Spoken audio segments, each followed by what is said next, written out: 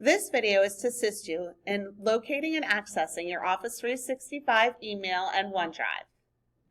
The first way to get logged in is to start here and sign in to Office 365, which is located on the desktop of district computers.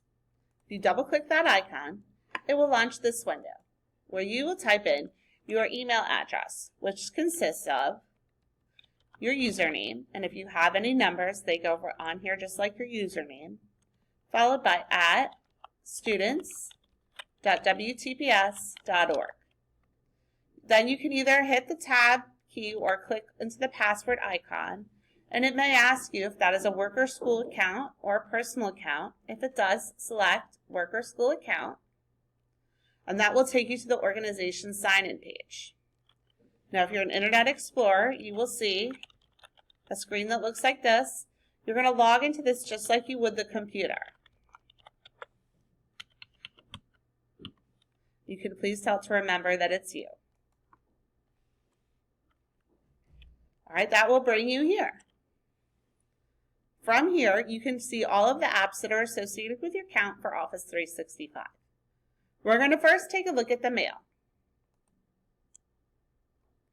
One important thing to note is that email is district owned, which means that the district has the rights to read, search, save, and archive any emails that show up on here.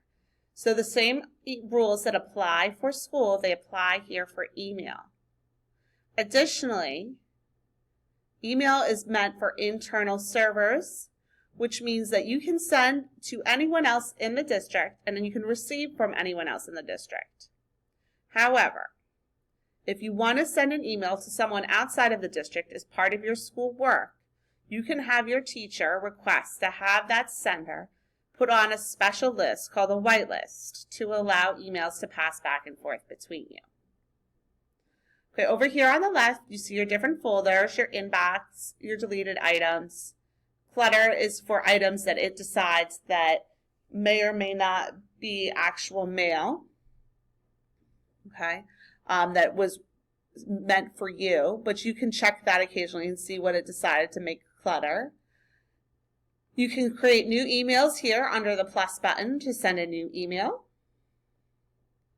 okay, and you can find an email and reply all or reply by clicking on this button. Deleting it, marking it as junk or phishing. Here, if I click this button, this thumbs up, that is a like for the email, and the sender will get an indication that you liked their email here in the district. Okay, so you can kind of play around with what's in the email here.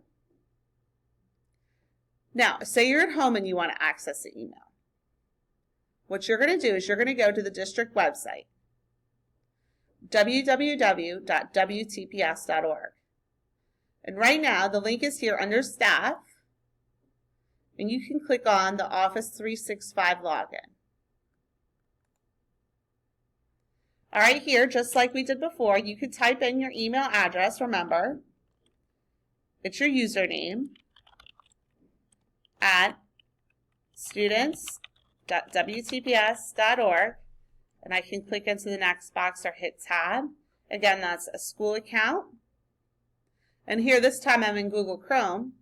It'll take me to this window again, where I'm going to type in my password. And you can tell it if you are on a secure computer that it can save that, but if it's a shared computer, you don't want to save your email address and password into the system so other people can't access it. All right, now we'll take a look at the OneDrive. The OneDrive is similar to your H drive. It's your online access to all of your files. So the first thing you should know is that you can upload files from your H drive or from your computer here so that you can access them from school and from home. If you click on this upload button, you get the choices between files and folders. Okay, and that will navigate you out to your computer where you can find files that you could upload.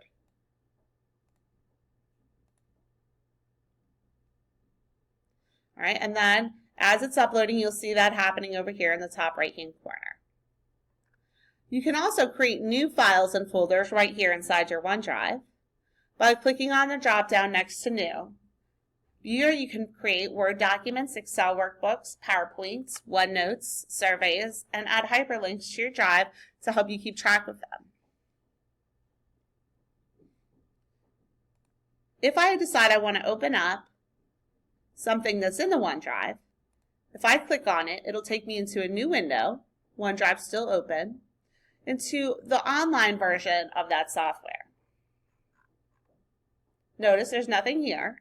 I can come over here and I can decide to edit the document in the browser, which is for quick changes right here in Word Online, and I'll demonstrate that. As you are typing, all of the changes immediately are saved. Okay, you can see at the top, it tells us that. We see the word saving.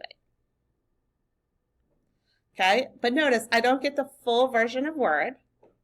I'm missing some toolbars and some functions, so if I decide I need them, I can open this all the way up in the full version of Word.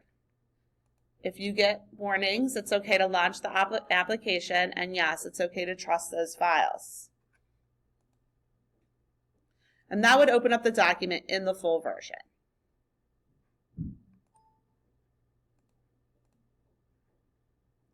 I'm still synced to the OneDrive, and any changes that I make here,